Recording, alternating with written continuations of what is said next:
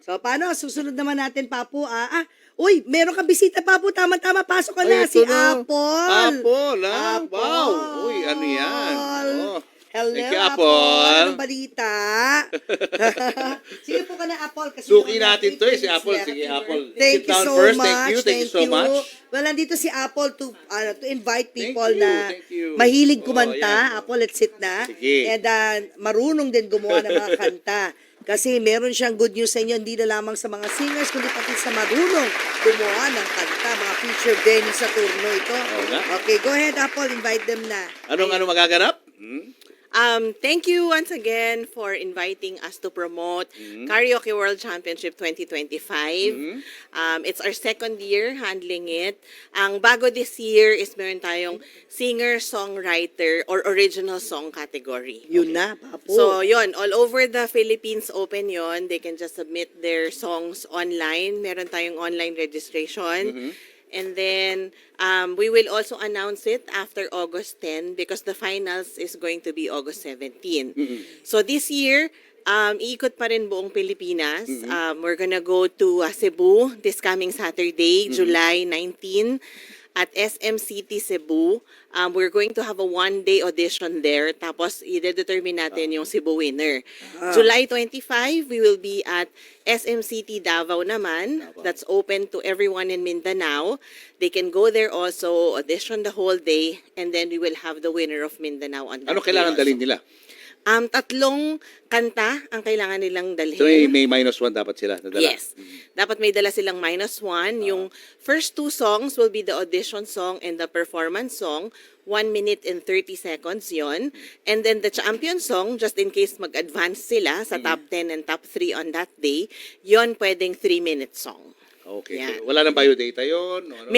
They have to sign up online as much as possible. Sana makapag-sign up sila online sa facebook.com/KWCPNAS. Otherwise, on that day, pwede din sila mag-register kasi we will still open it for walk-in, especially kung may slot pa. Kasi we will only be able to accommodate 100 auditionees per day.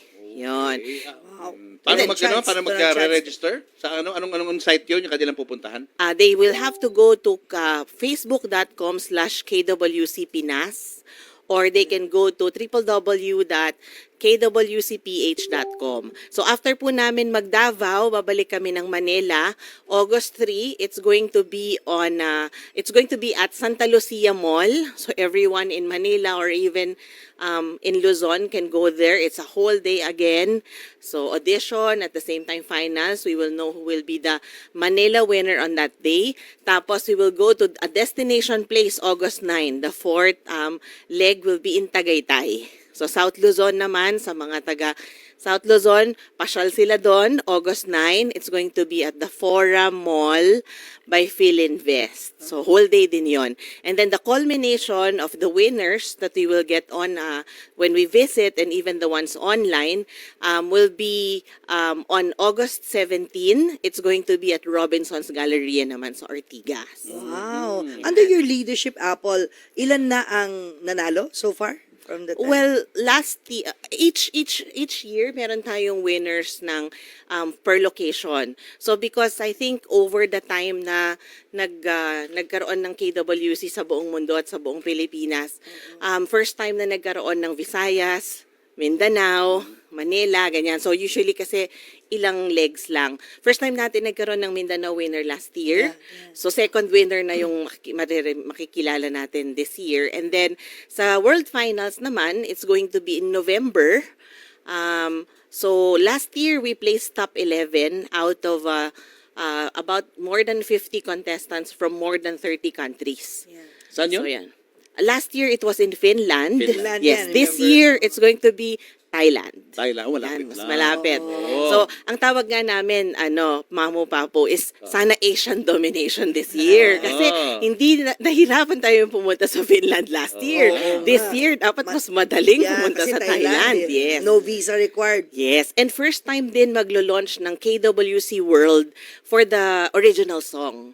So the original song that we're looking is dapat hindi pa siya na-publish.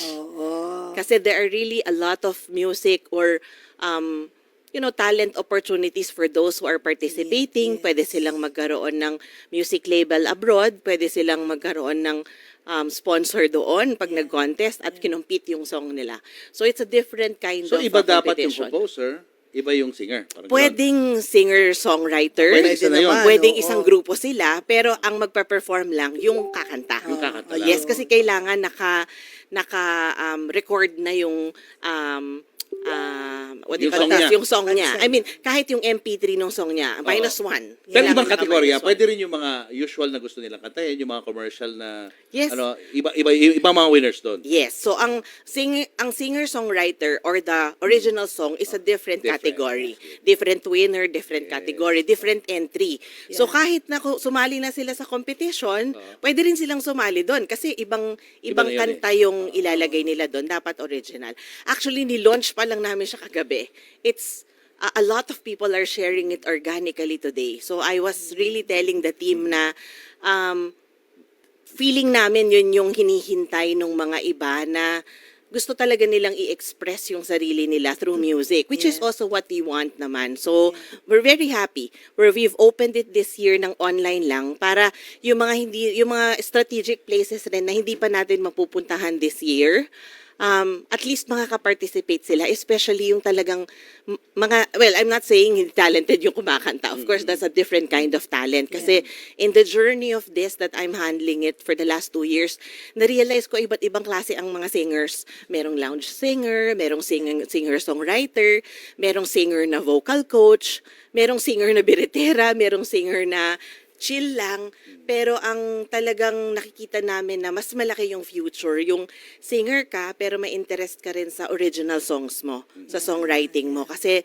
tinitingnan talaga ng hindi lang sa Pilipinas, pati sa ibang bansa ang talents ng mga Philippines. So, we'll never know, I'm sure nagsa-start na nga yan, di ba? Si Miss Lea Salonga, mayroon ng Hollywood star, di ba? Who will be the next like that? It could be one of these people na binibigyan natin ng opportunity through KWC. Thank you, Apple. And before we let you go, thank you so much. Si Apple po ay napaka-talented.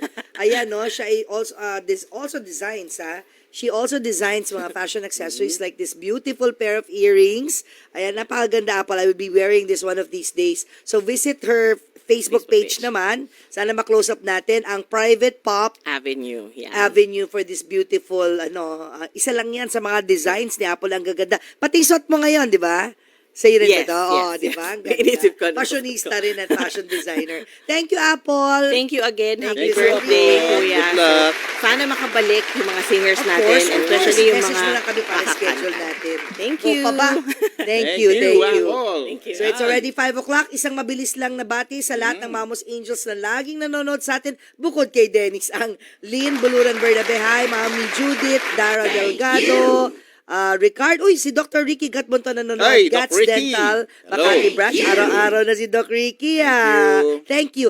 Si Madonna Ma, Maring Madonna Ma, Fajardo, Ma, Elisheva Atanasio, Judy Falcatan, Bambi, Lane Aler, Maan Guevara, Maan, Aubrey Bain Elorza Salazar, Francis Kit Mansa, makilala mo, Francis Kit Manset. Ayan, Michigan Pinoy Auto Repair. May ganun pa talaga. Kilala mo rin siya. Business ang kapatid mo. Ayun. Hello. And Maria Cecilia Balasabas. Si Cecil. And Donna May Vidal. Thank you so much, guys. See you tomorrow. Bye Bye. for now. Diyos ang tingin para sa pamilyang Pilipinas.